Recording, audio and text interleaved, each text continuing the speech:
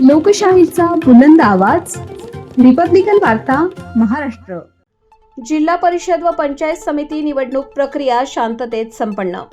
जिल्हा परिषद 9 गटातील मतदान पुरुष 98,301 आणि स्त्री 86,549 असे मिळून 74.58% मतदान.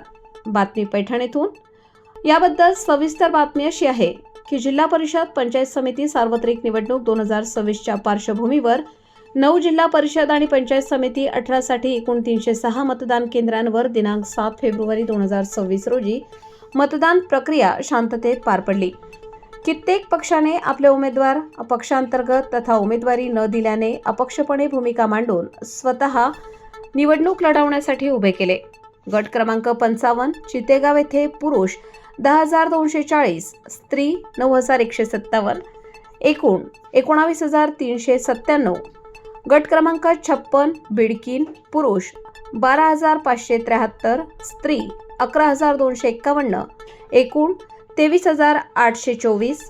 गट क्रमांक 57 अडूळ बुद्रुक पुरुष 12,040, स्त्री 10,474, एकूण 22,514.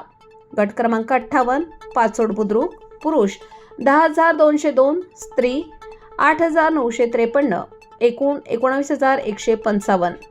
गट क्रमांक 59 डावरवाडी येथे पुरुष 11,008, स्त्री 4,912, एकूण 20,420. गट क्रमांक 60 ढोरकीन पुरुष 12,320, स्त्री 11,106, एकूण 23,426. गट क्रमांक 61 पिंपळवाडी पिराची पुरुष 9,680, स्त्री 8,516, एकूण 18,246. गट क्रमांक 62 विहा मांडवा येथे पुरुष 9,598, स्त्री 8,662, एकूण 18,560. गट क्रमांक 63 नवगाव पुरुष 10,340, स्त्री 8,968, एकूण 19,308 मतदान झाले. सर्व 9 गटाच्या तुलनेत 1,84,850 इतके मतदान झाले असून 74.58% टक्केवारी झाली. त्यामुळे शिवसेना, राष्ट्रवादी काँग्रेस पक्ष, काँग्रेस, उबाठा, भाजपा पुरस्कृत अशा पक्षांच्या गावोगावी खेडोपाडी होणाऱ्या प्रचार सभांमुळे निवडणुकीचे वातावरण चांगलेच तापले गेले होते.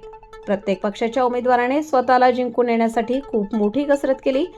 आता ह्या सार्वजनिक निवडणूक 2026 जिल्हा परिषद गट व पंचायत समिती गण पैठण या रणसंग्रामात कोणत्या पक्षाचा उमेदवार बाजी मारणार याकडे सर्वांचे लक्ष लागलेले आहे. रिपब्लिकन वार्ता महाराष्ट्र न्यूज साठी पैठण प्रतिनिधी राहुल गिरे, Chhatrapati Sambhajinagar. Subscribe now and press the bell icon. Never miss an update.